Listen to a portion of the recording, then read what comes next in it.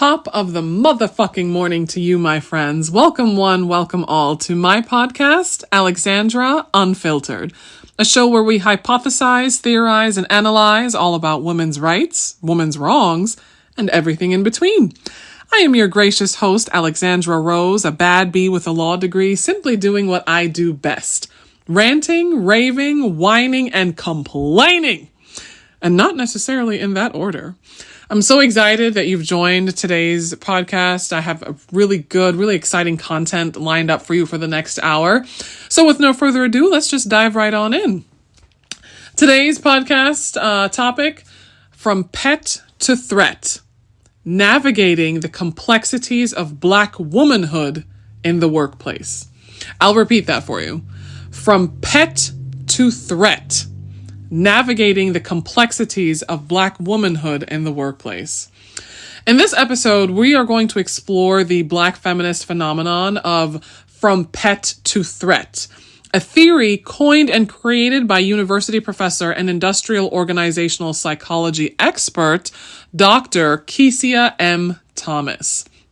We will unpack how society has shifted its perception of Black women from docile, harmless, unsmart individuals to aggressive and dangerous as we assert our power. We will also discuss the historical roots of this dynamic and how it plays out in the modern workplace and in media as well. And last but not least, of course, I like to conclude my podcast here with you guys by providing radical, real-time solutions to these theories, to these issues and these phenomena. And through these suggested solutions that I have brainstormed and come up with, we'll learn how to reclaim our power and to shift the narrative. So I'm going to discuss this phenomenon known as from pet to threat, all right?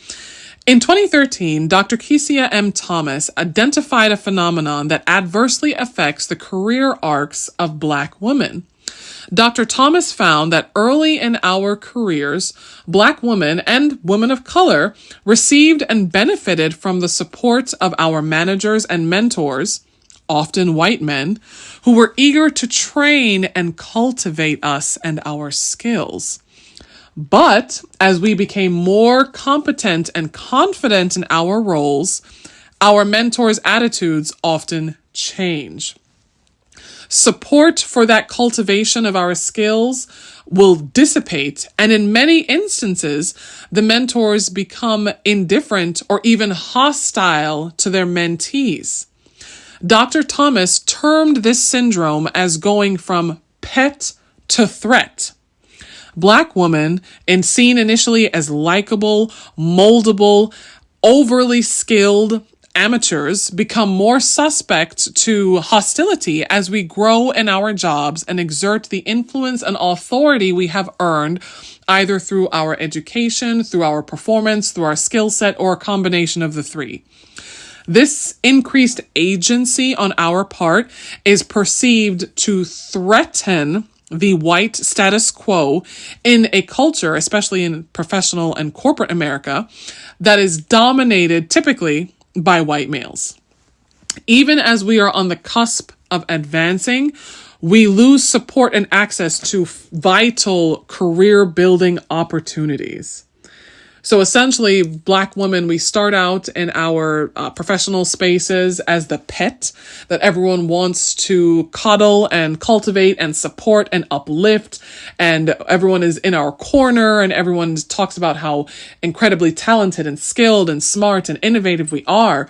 And those very same skills that we receive praise for then become skills that threaten the very same people who are just praising us for those skills. So we go from being the pet to the threat. That's what Dr. Kesia M. Thomas is saying in this theory, in this phenomenon.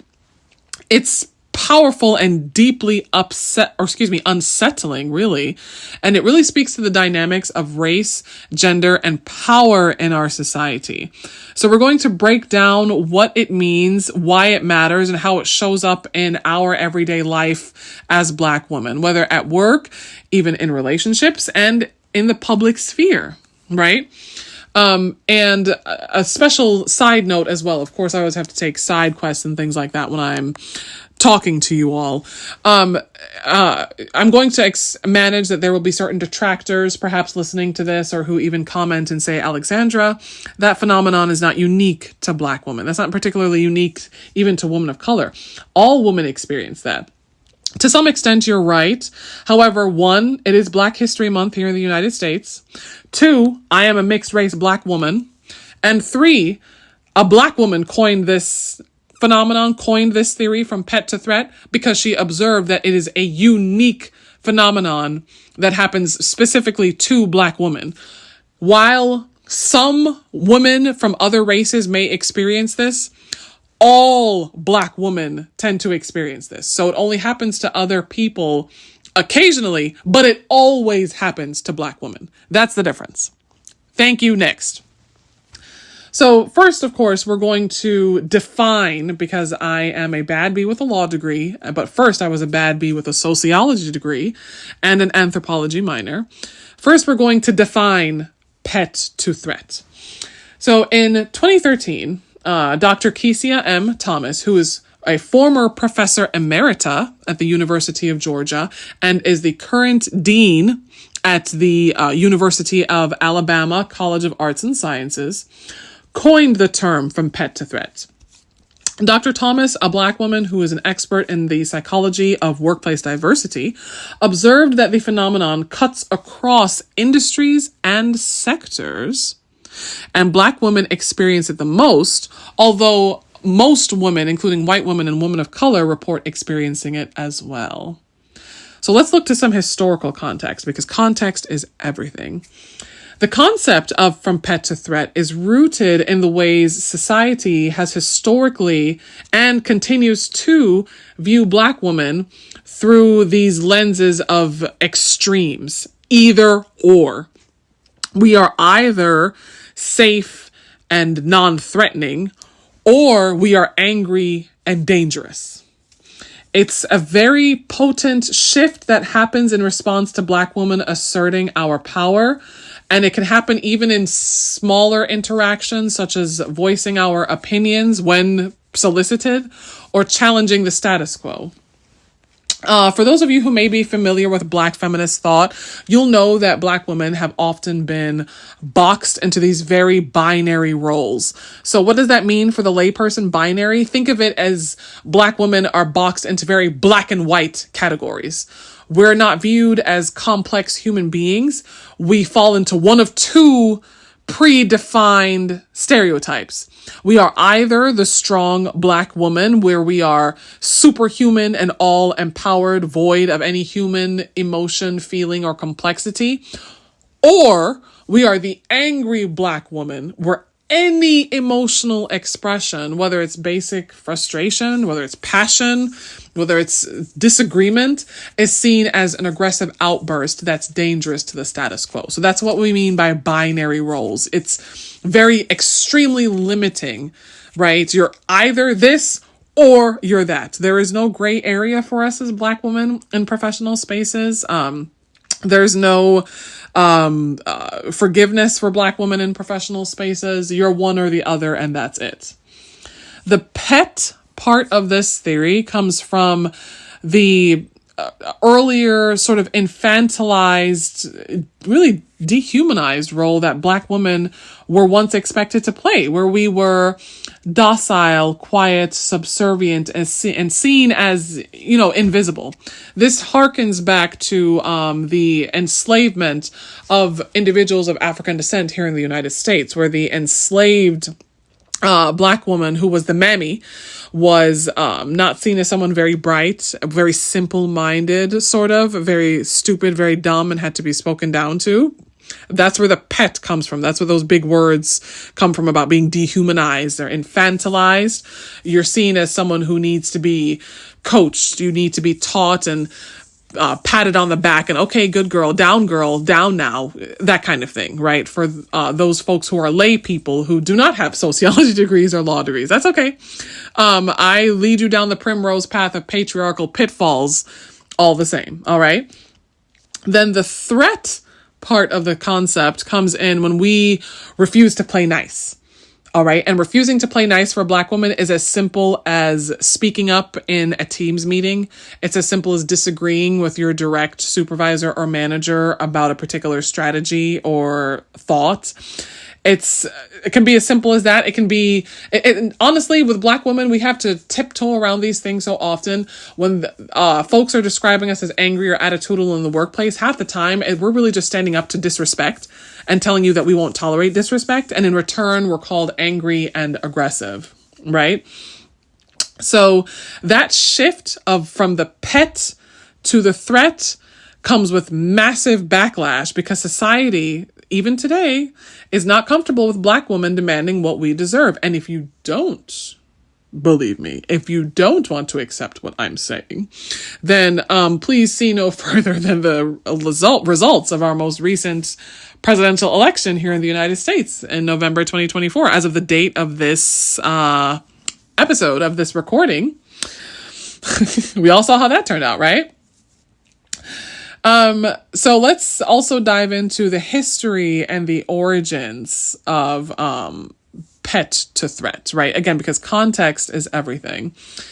So throughout American history in particular, Black women have been forced into these roles of either the mammy, like I said, who were the caretakers, again, who were docile, not very bright, dim-witted, slow-minded, some of these really old-timey racist terms.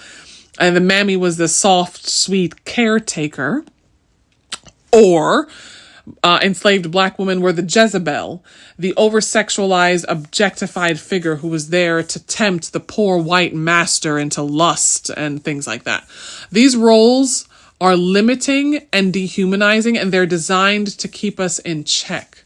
Okay, they're designed to keep us in our place because, according to white supremacy, our place is always as the subservient person, always as the person beneath everyone else. We're supposed to be at the bottom of the totem pole. So it's easier to force someone to the bottom when you tell them that they can only occupy certain roles or positions. It's easier to trap them in a box when you've only identified 2 boxes that they can be in. And for Black women, it's 1 or 2.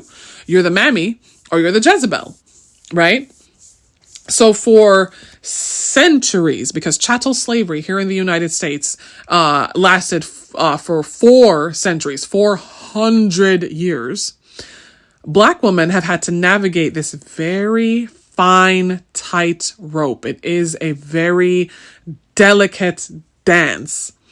We have to question when it is appropriate to be seen, when it's appropriate to be heard, and when it's appropriate to silence ourselves, not because we're silently agreeing with someone or something, but just for the sake of maintaining social acceptance. But here's the thing. You can only play along for so long, right? You can only pretend for so long. The mask gets tight on your face after a while. And after a while, you're just like, seriously, fuck it. Here's what I really think. So what happens when we stop playing by those rules? When we demand respect, when we begin to challenge the stereotypes and the boxes that are placed on us, that are forced upon us, then is when you see the shift from being the safe pet to being labeled as the threatening new phenomenon, as the threat. And this shift is not a new phenomenon. Excuse me, I'm having an allergic reaction. If you hear me scratching myself in the background, I'm so sorry. It's been quite a day. I'll get into that.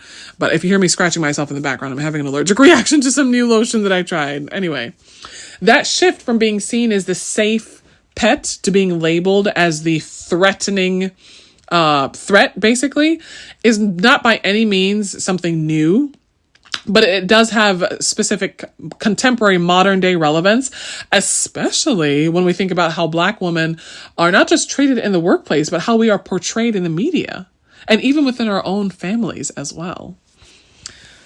Before I dive into our next section of discussing the phenomenon of from pet to threat in the workplace, I want to give you all some context as to why I chose this topic. I initially had my mind on another subject, on another topic for tonight's discussion. And this is absolutely personal to me. And my day job, I applied for a managerial level position. Background, again, you all know that I have a law degree, bad B with a law degree. In addition to my law degree, I have a 3.5, almost 4-page CV of a bevy of skills that range from grant writing and coordination to employment and labor law, to drafting legal opinions, to performing complex research and long-form grant writing, to actually advocating and speaking up in court as well. So in legal parlance, within, for example, the legal profession, I have skills in both litigation, standing up in court and arguing and thinking on my feet through a trial or a hearing and arguing for a motion or something like that. I also possess the skill of good writing as well, as reflected by not only my resume, but professional references who can verify said skills. In the legal profession, we often joke that you're either a litigator or you're a transactional attorney. Typically, the skills don't overlap, being able to talk up in court. Typically, those folks aren't the best at reading and writing law and writing research memos and trial briefs and opinions. And conversely, the folks who are really good at the research and writing don't always fare well in a courtroom in the heat of the moment during a trial or a hearing or things like that. Your favorite bad B with a law degree, however, possesses the ability to do motherfucking both. Okay? Because my mother didn't raise no punk bitch, and I graduated number 9 in my motherfucking law school class. So I knew all of this applying for the little managerial position at my job. You can imagine that I didn't get the position, I didn't get the promotion. And when I inquired specifically why, after I have 2 months ago at the Christmas party, the holiday company Christmas party, I was being commended for all to see with how much money I helped contribute to bringing in grant funds for the organization. And I was receiving applauses and pats on the back and congratulations. And then 2 months later, I'm informed that I don't get the little managerial position, just a little manager level position, not even like a director level or a chief level position, which I inherently qualify for by virtue of my education alone, just a little managerial position. And the reason stated was because the same company was looking for someone who pays just a little bit more attention to detail. And, you have a really strong gift of, looking at the big picture, and you're a profound grant writer. Your writing skills are incredible and innovative, and you're an excellent communicator, and your ability to look at the big picture and problem spot is vital. But for this position, we were just looking for more attention to detail. And please forgive me if this sounds like it's vague feedback. Of course it is. Yes, that is extraordinarily vague, but I know how to play this professional game, smile and nod and agree. And after that feedback, I had to sit back and I think, this pet to threat phenomenon is exactly what I am experiencing, right? So I was the pet just a few months ago everyone wanted to pat on the back and congratulate on. Thank you so much for your skills have helped bring in quite literally millions of US dollars to this organization, vital part of this organization. So if I'm so motherfucking vital, how me with a law degree didn't get this managerial position? I'm still in this kind of sort of entry-level staff position where I don't clear a certain amount annually, while my peers with my same education are living like kings. And the feedback is so vague. It's almost as though they had to manufacture a reason and create a reason as to why I was not given the position. Right? The feedback did not point to any specific performance metrics. It did not point to a specific grant application deadline that I missed, or it did not point to a specific, anything related to even attendance, or I'm a poor communicator. I don't know how to work well with others. I don't have a team mindset. Just instead very vague, open-ended, and forgive me if I sound as though I'm ranting and complaining, but you know what you signed up for when you listen to this podcast. I literally say that in the introduction. Me with the law degree now have to sit here, and the person who was granted the position, they did recruit internally. The person who was granted the position doesn't have a law degree. They have one graduate level degree, and they are younger than I am too in age, and do not have my grant writing skill or experience specifically. I write grant proposals for federal and state grant applications and for private funds as well. And I've been doing this for almost 10 years.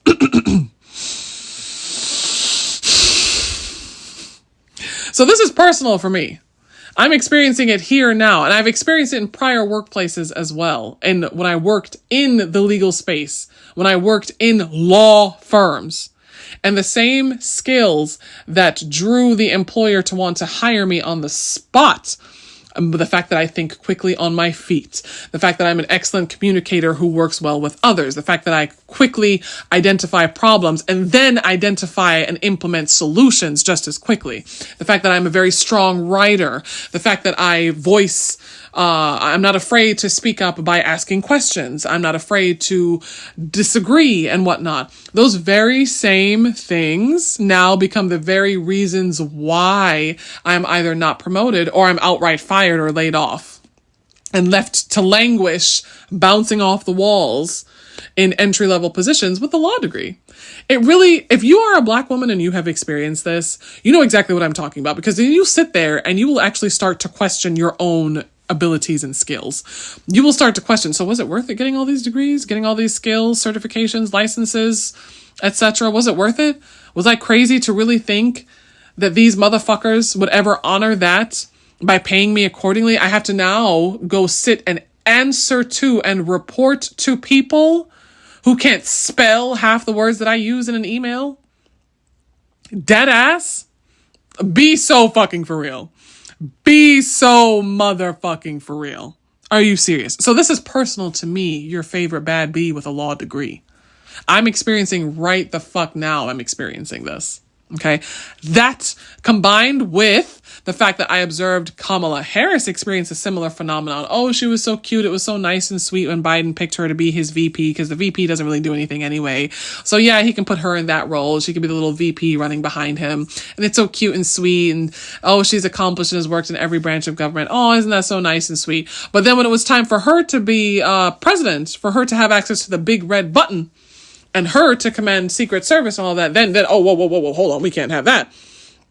Yeah, she's qualified and all that good stuff and went to law school and did all those wonderful things. And yeah, she's the first mixed race woman to do this, that, and the next. Yeah. That was cute when she was VP. But you want to put her in the real position of power, the true power where she has the access to the big red button and all that stuff. You want to give her that? Oh, no. Hold on.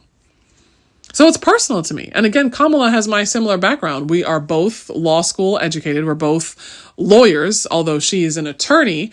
I'm not yet licensed, so I can't call myself an attorney. We are both descendants of people from the Caribbean. Her father is Jamaican. I am Jamaican by birth and by lineage and nationality. And we both experienced the same challenges. She worked through law school, had to work at McDonald's at one point. I waited tables after law school. So it was deeply personal for me watching her lose the election for no good motherfucking reason. And then also experiencing this same thing now where I apply for a little managerial position and my law degree isn't the immediate qualifier. And don't come to me either with, well, why should your law degree qualify you? Shut the fuck up. You don't have a law degree, so you don't know what I'm speaking from. And you're musty and ugly, okay? The law degree that all lawyers are required to have to even sit for a bar exam that qualifies them to bail you out of a DUI, a bankruptcy, a messy divorce, is the same law degree that I have. The law degree I have is also possessed by our former president, Joe Biden, by almost all of the former presidents we've had, by almost all of the former vice presidents we've had, by our current vice president, J.D. Vance, is an attorney by trade and practice, and his wife, the second lady of the United States, Usha Vance, is also an attorney by trade and by practice. A part of a political party I don't even support myself, but I give credit where credit is motherfucking due. That's the law degree I have that people running our country and running multi-billion-dollar conglomerates and running nonprofits have. So if those individuals need that level of education to run their country and to run their companies, then most certainly little old Alexandra Rose with her law degree can certainly have a little managerial position at her little day job, right? Because it's not like I also moonlight as the deputy executive director at the Exodus Foundation, a nonprofit that provides resources and housing for women escaping intimate partner violence and human trafficking. It's not like I do that. It's not like I also executive produce Down to Earth with Harriet Kamak and direct and write the copy and edit the video for a faith-based 30-minute program that is broadcast on public access televisions throughout the Midwest and the Northeast. It's not like I run this podcast. It's not like I have a decent social media following. It's not like I'm a published poet and also an editor of published award-winning works. It's not like I social media, web design. I do all of that stuff in addition to the full-time day job of being a grant writer. And all of those skills and accomplishments are reflected on the 3.5-page CV that I submitted as part of the application for said managerial position. But somehow, despite paying attention to detail in all of those aspects of my professional life, I didn't have attention to detail for this role. You see how that works? That's what the fuck we're talking about. That's why we're so fucking angry. So this is personal to me. This is personal to Black women everywhere in this country who have experienced this. It's extremely personal. It's something you experience, and you can point it out as soon as you see it. You know exactly what it is and what's happening.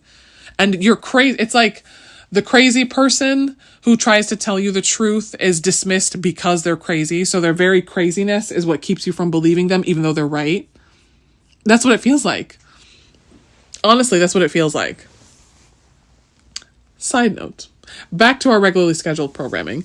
So where do we see this concept from pet to threat? We often see it in the workplace, all right? As a Black woman who is in the legal profession by virtue of my education and who works in the nonprofit industrial complex, I have absolutely experienced this transition from being seen as the friendly, approachable, easy to work with, exceptionally skilled. Oh, Alex can get it done. Oh, wow, you have such incredible skills. I've seen and have experienced and am experiencing that transition to the too opinionated assertion, right? It's I don't get the the people I currently work for in my day job are careful because they're in the nonprofit space, so they know all the right language to use when coaching me and giving me feedback. So I don't get called opinionated. I don't get called aggressive or angry, which you can also attribute to the fact that I am a mixed race, light-skinned Black woman. So that colorism is also coming into play here. They're not quick to call me angry or violent or aggressive. I do, however, get the word that they like to use with me is attitudinal. That I have attitude when I am responding to just plain old disrespect, right? So as Black women, when we speak up for ourselves, whether it's for a raise, for more responsibility, or just simply being treated with respect, or disagreeing, or politely pushing back, because you can't say that you disagree. You have to say that you push back. You know what I mean? Or whether it's making a suggestion for an alternate course of action. We face backlash. But then all of a sudden you go from, gosh, your opinions are so great and magnificent to now you're difficult. And then you get now you're angry.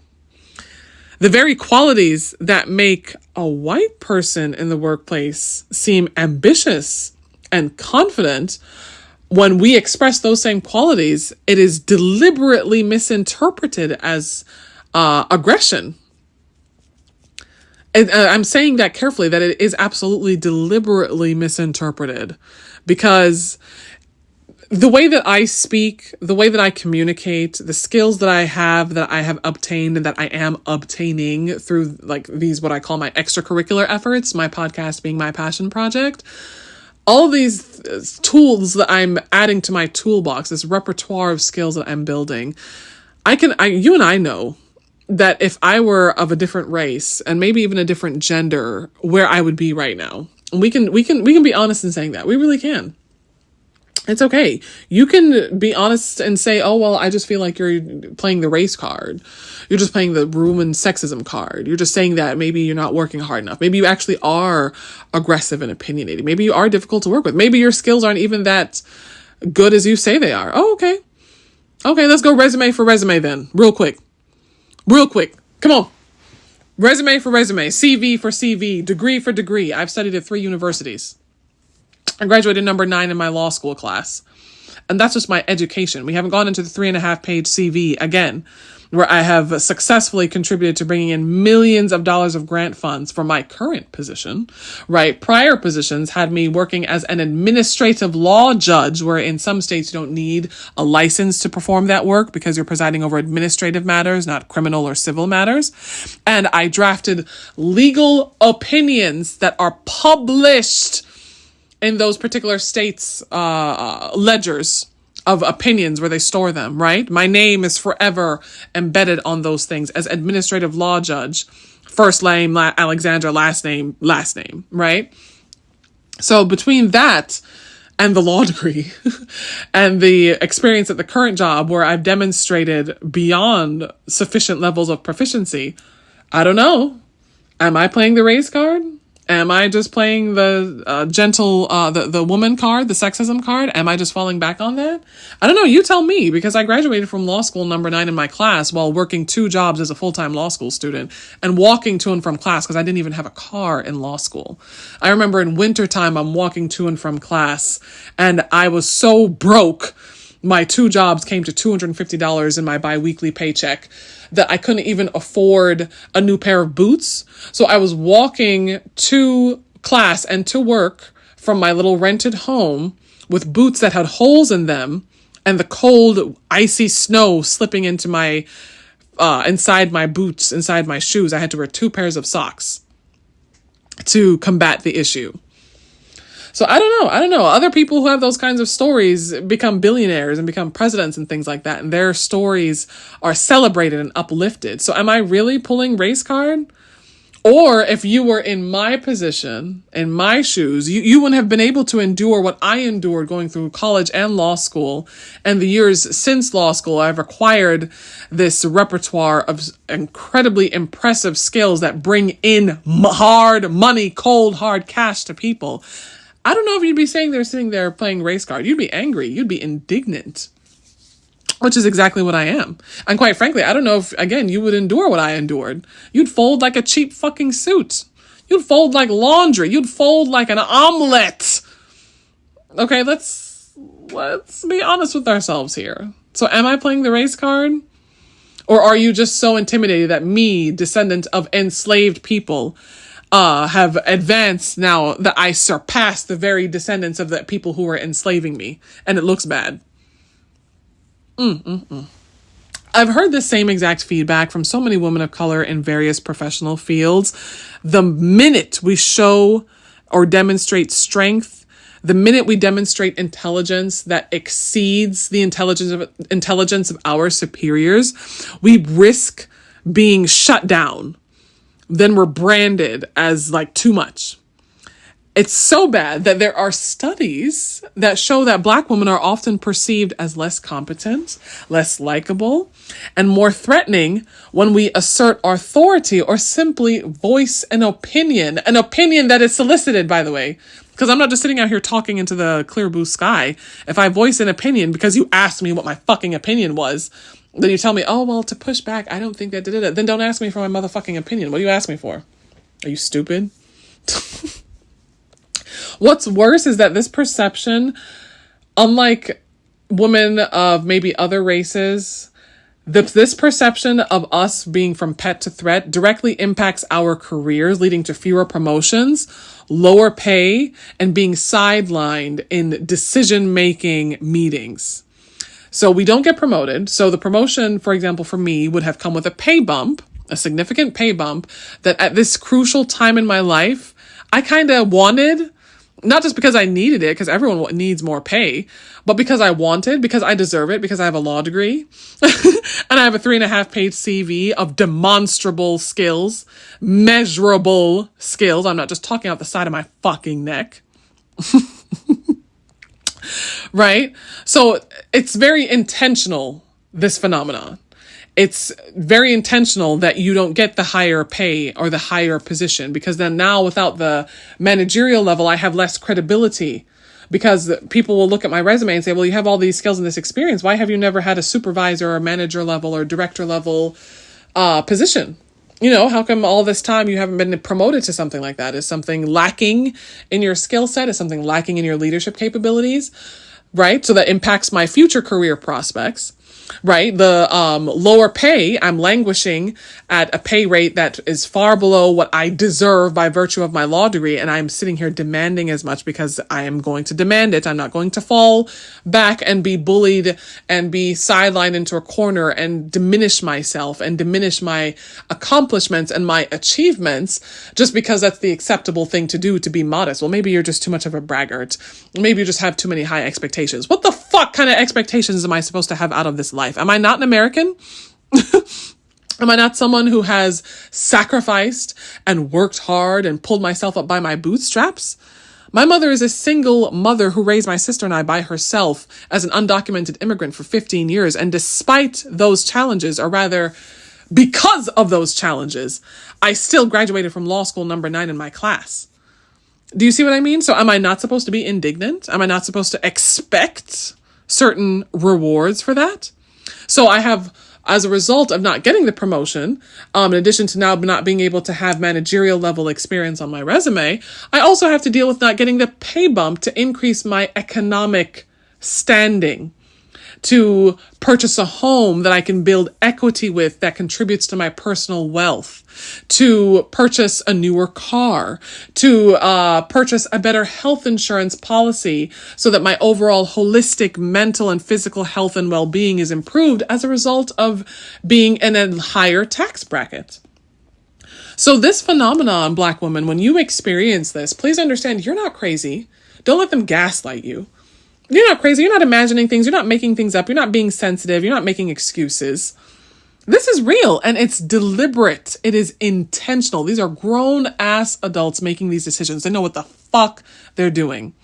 Okay? Don't be confused. You can even see this phenomenon of pet to threat and the angry Black woman stereotype that is so prevalent throughout media representations. Think about the portrayal of Black women in movies, television, news, fictional media, non-fictional media. There's always a pattern that you see time and time and time again, where the sassy sidekick, all right, who's never the subject of the story or the theme or whatever, we're there as like a plot tool for the main character who's ostensibly white. Or we're the sassy, angry Black woman who always has a one snappy, quippy one-liner. And here's the thing. This is also not diminishing my fellow Black women who actually are this way in real life. You know what I mean? Because we're so quick to say, oh, Black women aren't sassy and things like that. We all know, Black women, I'm speaking to us specifically, we know there are those of us who are a little bit mouthier and sassier than others. But the thing is, our sassiness and our ability to snap back and think quickly on our feet is so widely stereotyped that we're all assumed to be that way, such that it's used as an excuse to prevent us from being promoted in workplaces and given higher raises. It's used as a justification for why we shouldn't occupy positions of power like President of the United States, because we're sassy and angry and aggressive. And what if we go press the big red button and go launch nuclear missiles at a country unnecessarily because we're attitudinal and angry and aggressive? You see what I mean? So it makes us this monolith, this box. You see what I mean? So something that is maybe one or two Black women in your own personal life, actually have that character trait. Not all Black women are like that. And the few who are like that are sidelined. For the rest of us who may not have those particular sassy traits, and I hate that fucking word, sassy, it's used as justification for why we're sidelined.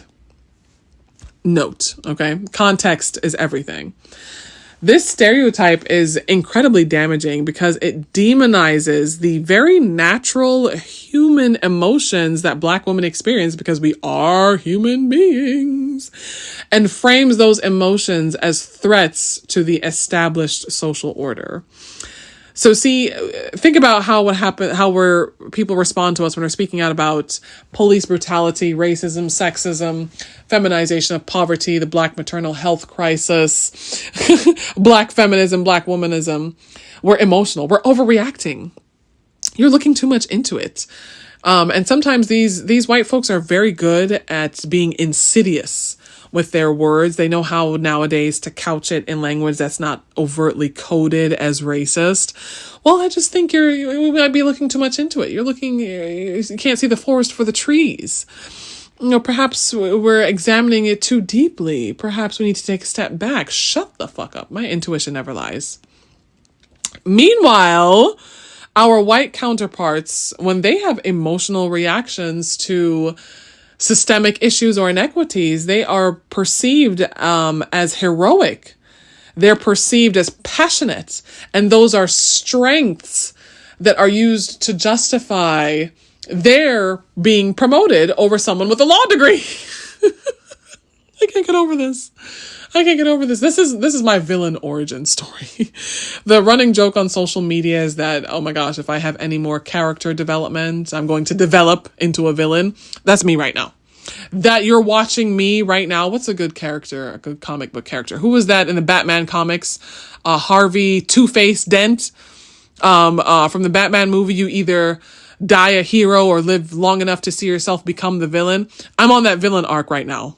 I'm close to approaching that villainous demon time arc right now. Like, so serious. It's because all of the traits that I possess with my straightforwardness and my all the things that people tell me, you're so charismatic, you're so charming, you have the gift of gab, you know how to connect to people, you also know how to solve problems. I never would have thought of that as a solution to that problem. And let me tell you something right the fuck now. If I were a white man, baby, there's no limit to what I would be doing, how much money I'd be making, what things I would be, organizations and things I'd be running with. My same education, all my skill sets, and all of my other stuff, how I can like gab and chat your ear off and things like that and make connections thanks to the power of my mind and my sociology degree and my law degree. Oh, please. And society knows this. They just want to gaslight us Black women into denying this. So again, they can justify us demanding better. Because if everything I say is just me being emotional, is just me overreacting, is just me playing the race card, then it's easier to justify not giving me a fucking promotion. Because then, well, she's just too sensitive.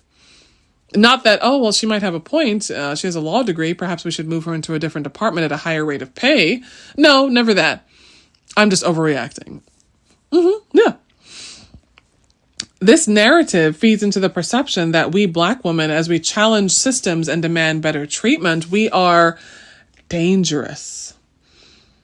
It's a direct result of a society that tries and fails, but tries nonetheless to silence us any single time we even try to assert our power. Because when we're quiet, we're invisible. It's almost like there's no winning. Right? This takes a deep emotional toll on us. Okay? The consistent feeling of like you're walking on a tightrope, one wrong move, one wrong word, one wrong facial expression, and it's all over. And by the same token, we're taught to be strong, to shoulder the emotional labor of our families, our communities, and even our workplaces. We're taught to take it to the chin. We're taught stiff upper lip. If anyone is taught stiff upper lip in America, it is definitely Black women. We have to take it and be proud that we take it and be proud that we don't show vulnerability or ask for help. I wrestle with these expectations myself because on the one hand, I'm very proud about the fact that I am resilient and that I can respond to negative circumstances and trauma with, I don't want to say strength, but it is strength. It's resilience. And then on the other hand, I'm extremely resentful that I had to become this resilient in the first place. It's a mind fuck of the ultimate degree. And again, it is, don't ever believe for one moment that it's by accident. It is intentional and it is systemic because I, as a Black woman in the legal profession, experience this. Black women in STEM, Black women in politics, Black women in the private sector, Black women in the public sector, Black women at the top, Black women at the bottom, Black women in the middle experience this. Kamala Harris, former vice president of the United States of America, who has worked in all three branches of government, experience this. So you're not going to gaslight me into telling me that this is just unique to me. It is therefore, if it is not unique to me, and it is something that other women experience across across industry lines, across economic lines, across geographic lines, then it is the only conclusion I can arrive at is that it is intentional and systemic. It is not by accident or happenstance. So what do we do? What do we do? How do we, this seems like such a big problem. And, how do we down here try to rectify this or solve this? Reclaiming our power and shifting the narrative is something that must be done together. Okay? It's something that has to be done both individually and collectively. I have always said, after studying the law, after graduating from law school and actually working firsthand in the legal profession, in legal aid clinics, family law firms, consumer bankruptcy firms, and agencies, temp agencies that contracted me out to be hearing officer and administrative law judge for employment and labor law issues, the one common thread and failure I see every time is public policy. I've said it before in prior episodes, where you see these kinds of systemic issues, you are seeing in live time the failure of public policy. Okay? Public policy has failed Black women because, for starters, descendants of enslaved Black people have never received reparations in these here United States, or really anywhere where enslavement happened. We did not receive reparations. We were not made whole for the centuries of livelihood that was robbed from us, from labor that made others incredibly wealthy. And those others have descendants who are alive today, still profiting off and living off of the wealth built by enslaved Black hands. We were never made whole, which is sort of an old-timey legal phrase. We were never awarded damages, which is just the fancy legal word for money. Cold, hard cash. Cash is king. That's a public policy failure. And that is also intentional. Because if we were awarded or rewarded or compensated through reparations, through our 40 acres and a mule, what would that be saying? What would white society and white supremacy be saying? They would be admitting that they were wrong.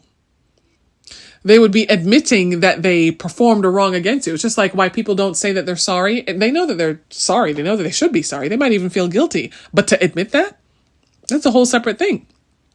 It is an intentional public policy failure to keep Black women from experiencing upward mobility.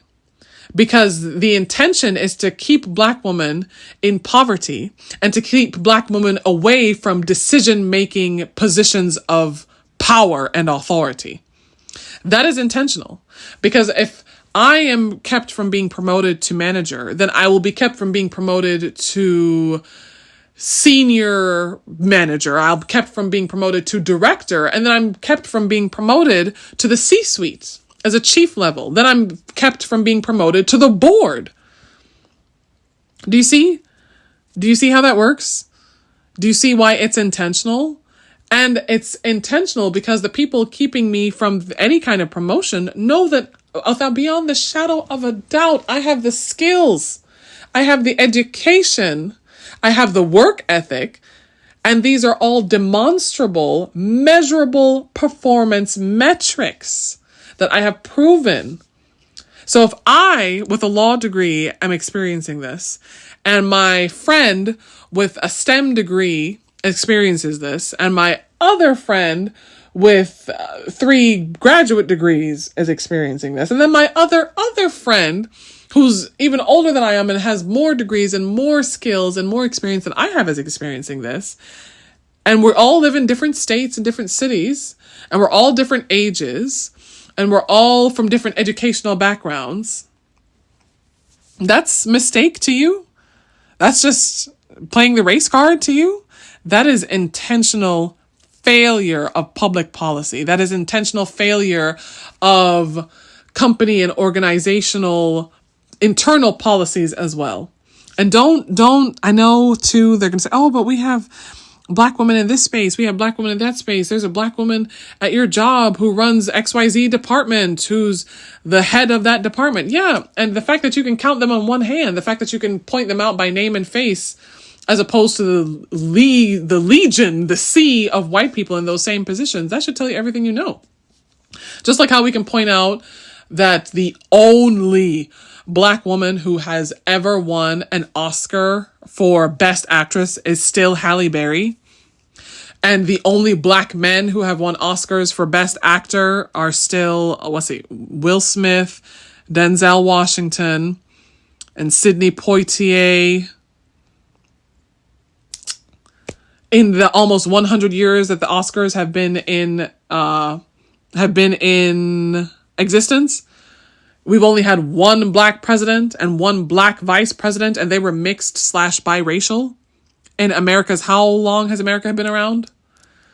So keep that in mind when you point out, oh, we have a black person this, black person that. You can only point out 1 or 2 or 3 or 4 or 5 compared to the sea, the ocean of white people in similar spaces. It doesn't match up. I can only then logically conclude that it is an intentional failure of public policy. Because if it's done systemically, again, keeping us out of positions of power where we influence companies and organizations to move forward and then bring up more people like us, then you give power to other black women. That can't happen. We can't give financial and economic power to other black women to earn more and to live in better neighborhoods and have better credit and to increase their personal and familial wealth. Because we know how black women, we know how we are. We spread the wealth. And we don't just keep it limited to us. Most of us have the idea that if I'm eating, then my family and my friends have to eat too. We can't just sit there and be hungry. Come on, get a plate, right? The white supremacist structure of our society knows that. That's what makes it intentional. And the failure of our elected officials to address it sincerely and wholeheartedly, not these performative diversity, equity, and inclusion that's still always run by a white person anyway, measures, cold, hard cash. Yeah, it's an intentional public failure policy. So there you have it. That is the complicated, painful, but ultimately empowering journey of what it means to go from pet to threat. It is a story. It's our story as black women of survival, resilience, and self-discovery. It's a reminder that for black women at every turn, we are experiencing challenges and fights that other people don't even have to, it doesn't even occur to them.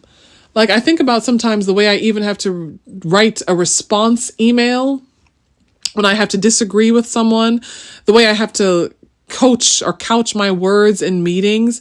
I have to second and third and fourth guess every move I make, every facial expression. I remember last year at the same job, actually, that did not promote me. I received negative feedback that ended up making me cry from a senior leader who commented negatively on my facial expression during a meeting where I was receiving feedback for how to revise a particular document.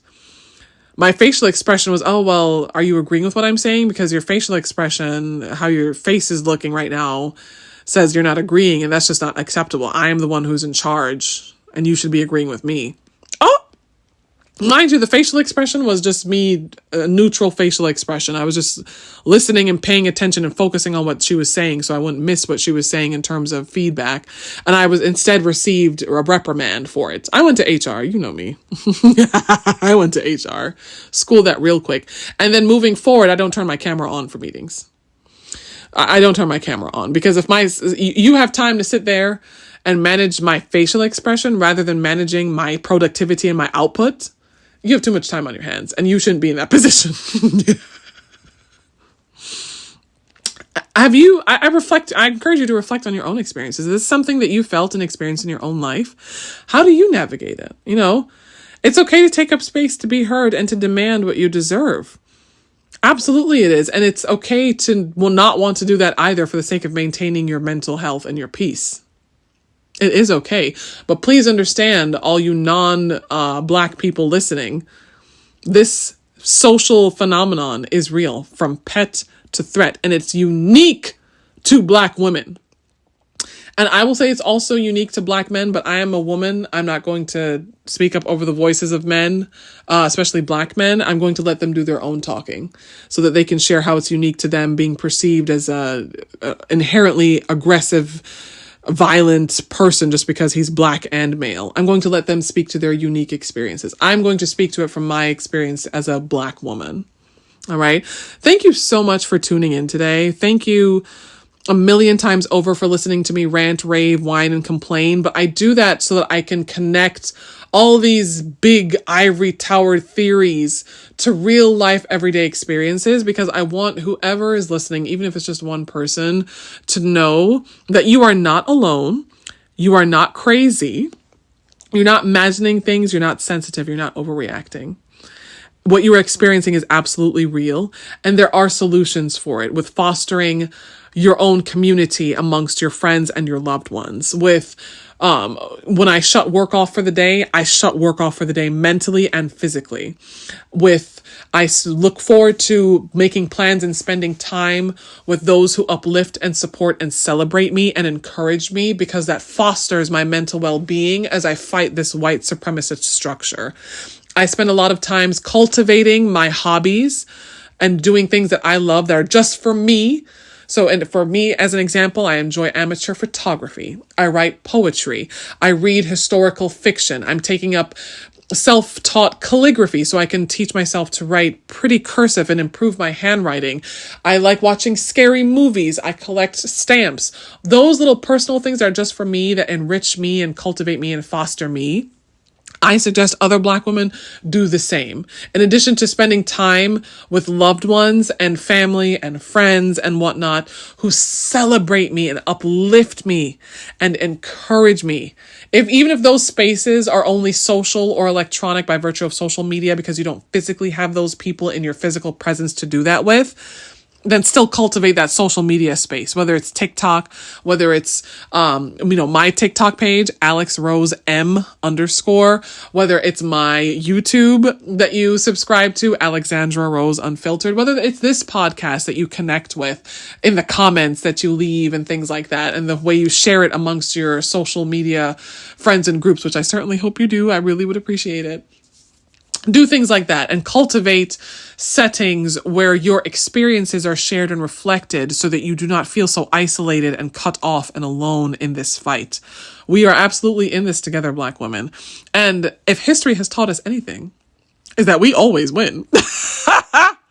Despite the most god-awful, inhumane acts done to us over centuries, here we are today. We surpassed the people who just 100-odd years ago had us on breeding farms, breeding their future enslaved people. And look at us now.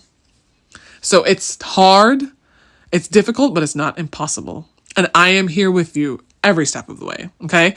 If you enjoyed this episode, please subscribe, please rate it, please leave comments, and please share it amongst your own friend group. In addition to being on TikTok and YouTube, I'm also on Instagram, Alex_Rose_M. I also just recently completed editing and publishing my mom's memoir, After the Fire by Harriet Kamak, available wherever books are sold. I'm so excited to finally release that and get that out there on the airwaves. After the Fire by Harriet Kamak. You can purchase the electronic Kindle version or the physical version, primarily on Amazon.